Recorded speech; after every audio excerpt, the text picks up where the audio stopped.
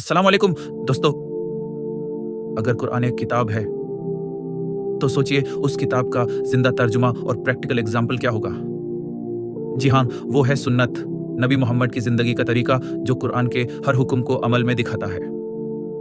सुन्नत का मतलब है नबी के फरमान, उनके अमाल, एक्शंस और उनकी तस्दीक, अप्रूवल।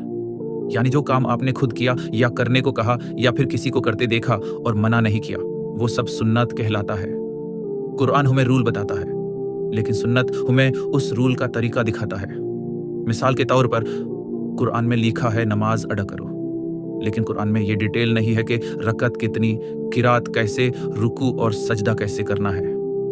ये सब हमें नबी सल्लल्लाहु अलैहि वसल्लम की सुन्नत से मालूम होता है। इसी तरह कुरान में तलाक का जिक्र है, लेकिन तलाक देने का सही तरीका सुन्नत ने समझाया। सुन्नत के बगैर कुरान का हुक्म अधूरा रहता। इसलिए मुस्लिम लॉ का दूसरा बुनियादी सोर्स सुन्नत है। उलेमा कहते हैं कुरान और सुन्नत आपस में इंसेपरेबल हैं। एक रूल है तो दूसरा उसका जिंदा डिमॉन्स्ट्रेशन। सोचिए, अगर कोई सिर्फ कुरान पढ़े और बोले नमाज अदा करो, लेकिन उसे सुन्नत ना मालूम हो, तो वो नमाज कैसे पढ़ेगा? सुन्नत ने हर अमाल को एक शेप और एक रूप दिया, जिससे कुरान के हुक्म जिंदगी में उतरते हैं।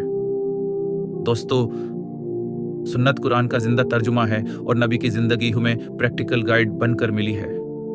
कल हम बात करेंगे तीसरे सोर्स, इजमा के बारे में। यानी जब उलेमा एक मसले पर एकजुट हो जाएं और इंसाफ का फैसला कुरान सुन्नत के रोशनी में करें। अल्लाह हाफिज।